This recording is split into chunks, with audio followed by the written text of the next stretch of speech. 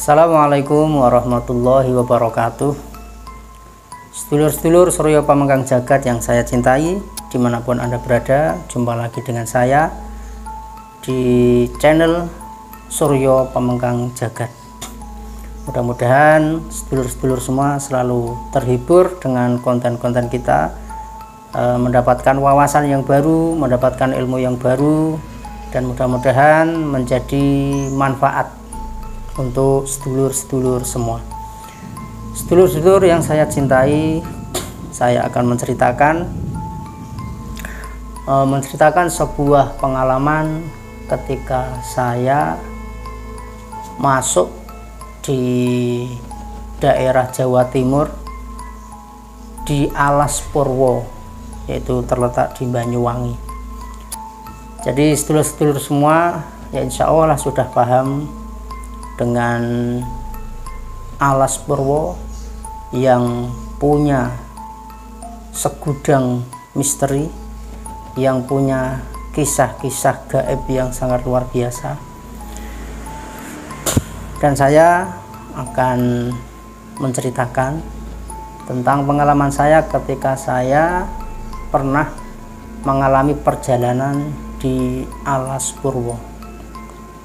Jadi gini teman-teman, sebelum saya dulu datang ke Alas Purwo itu saya jadi ada seolah itu panggilan ya, sebuah panggilan atau apa ya, sesuatu yang kuat di hati, itu mengajak ke Alas Purwo. Itu yang pertama. Jadi tidak tahu itu namanya panggilan, itu namanya apa, wisik atau apa, saya tidak tahu, tapi seolah-olah hati ini itu pengen sekali untuk mendatangi Alas Purwo itu.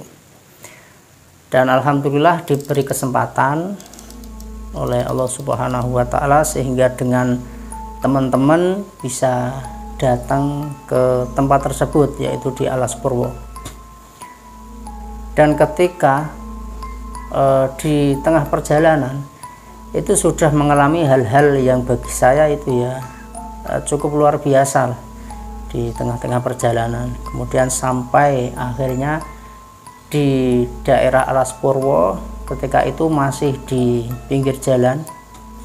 Di pinggir jalan itu kayak ada suara apa ya, dengungan di telinga itu sangat kencang sekali. Ada dengungan di telinga itu sangat kencang sekali. Ketika itu terus itu saya masih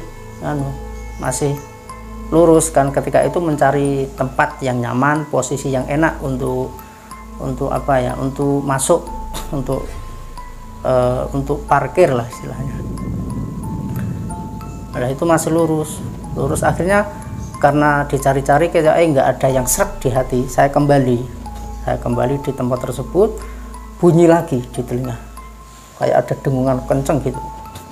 Akhirnya saya berhenti di situ, terus ke tepi jalan, turun, dan disitulah saya mulai masuk ke Alas Purwo. Dan disitu ternyata sangat luar biasa sekali. Nah, ketika itu saya masuk ya punya pengalaman di situ.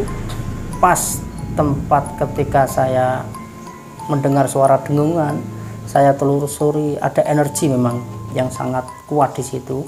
Saya datang masuk, di situ kan banyak pohon-pohon jati, banyak pohon jati. Nah di antara situ ternyata ada pohon jati 3 yang posisinya itu sangat lurus sejajar. Posisinya beda kan apa, banyak sekali pohon jati, tapi secara posisi kan acak-acakan, tidak ada yang lurus gitu. Dan ternyata di situ ada pohon jati 3 ini sejajar lurus, dan di situ ternyata memang saya temukan ada sebuah gerbang dimensi, yang menghubungkan antar dunia nyata dan dunia gaib di situ. Dan ketika itu gerbang tersebut terbuka, seolah-olah kayak cahaya putih gitu, wush gitu. Tiba-tiba saya ada kayak ilustrasi itu, ada ilustrasi di dalam pikiran, kayak ada melihat sesuatu itu. Ternyata di situ sangat mengerikan, sangat luar biasa, yaitu kembali atau flashback ketika zaman peperangan kerajaan Majapahit. Sangat luar biasa sekali. Jadi di situ terjadi sebuah peperangan dahsyat, pertempuran dahsyat, yang di situ prajurit dengan prajurit saling membunuh, pedang ini saling menusuk, dan di situ sangat mengerikan memang. Darah itu ya Allah, masya Allah. Jadi kayak kejadian tersebut itu nyawa benar-benar tidak ada artinya. Nyawa itu tidak ada artinya sama sekali. Itu sekelas itu. Terus gerbang dimensi tersebut seolah-olah pudar tertutup. Kemudian ada sisi lain, seolah-olah gambaran lain di situ. Banyak sekali melihat itu kayak orang kebingungan. Jadi mencari jalan keluar itu kayak bingung, mau ke sana kembali lagi ke tempat situ, mau keluar kembali lagi ke tempat situ. Jadi kan memang banyak sekali kisah-kisah gaib di situ ya teman-teman ya, yang menceritakan banyak orang yang ketika masuk alas purwo itu tidak bisa keluar lagi.